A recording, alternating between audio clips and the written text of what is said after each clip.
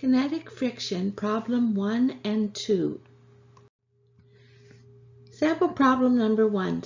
Stopping a sliding box. A 250 kilogram box slides down a ramp and then across a level floor. The coefficient of kinetic friction along the floor is 0.20. A person sees the box moving at 1.0 meters per second left and pushes on it with a horizontal force of 140 newtons right. A. How far does the box travel before coming to rest? B. How will the results change if the box is moving right and the person still pushes right with the same force? So what is required? Well, we know that the mole of K is 0.20, mass is 250 kilogram, and the force of acceleration is 140 newtons right. So we're required to find the change in distance. To do that, we're going to draw our FBD, which I've done. It's shown on the right, and right and up are positive, left and down are negative. The kinetic friction must oppose or be opposite to the motion. We will first determine the kinetic friction. Then we can use the FBD to find the acceleration. Once we have the acceleration, we can use one of these kinematic equations to calculate the distance. So here's the formulas that I think we're going to need. Let's see.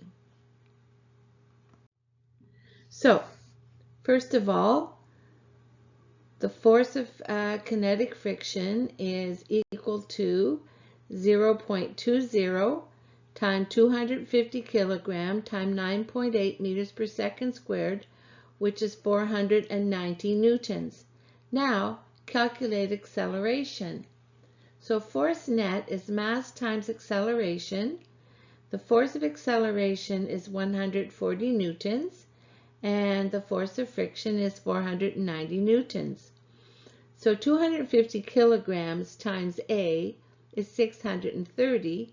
So A works out to be 252.52 meters per second squared. So the magnitude or the force of acceleration is 2.52 meters per second squared right, and we have carried one extra digit. Next, calculate the distance traveled. Since we do not know the time, we will use the kinematics equation v2 squared equals v1 squared plus 2a change in d. So we will substitute in after we rework the formula. So v2 squared minus v1 squared is 2a change in d. So change in d is v2 minus v1 divided by 2a. Final velocity is 0. Initial velocity is negative 1.0 meters per second squared times 2, and acceleration is 2.52 meters per second squared. And putting that into your calculator, you get 0.20 meters. Are we done? Now, on to sample problem number 2.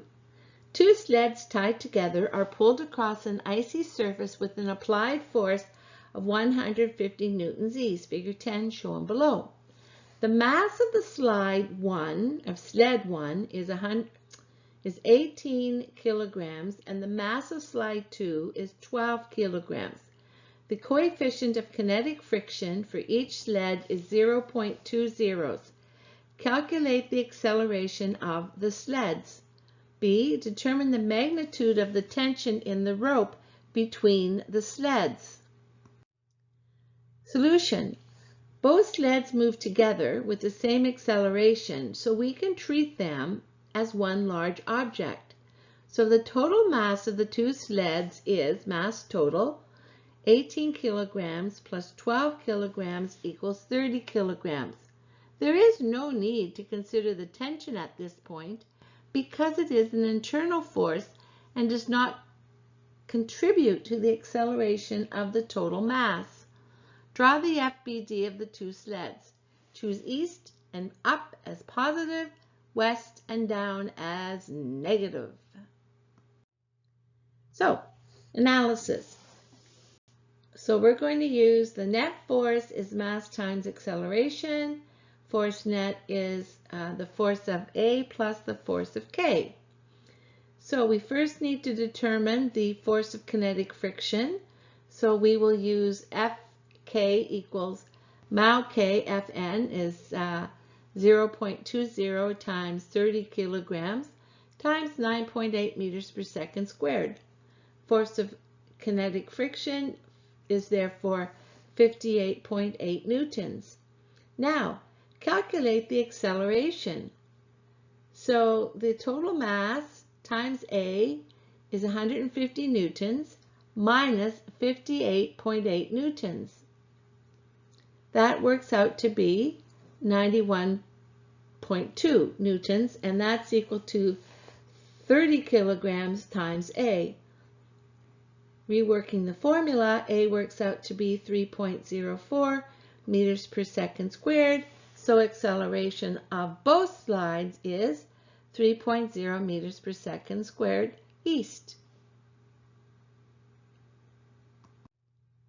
To calculate the magnitude of the tension, we use the FBD for sled 2, shown here in this diagram. So the net force is equal to the force of tension plus the force of kinetic energy. So it's going to equal M2A equals force of tension minus mou K M2G. Substitute in 12 kilograms times 3.04 meters per second squared equals the force of tension, we don't know that, minus 0.20 times 12 kilograms times 9.8 meters per second squared works out to be 60 newtons. Now, it's time for you to complete your assignment.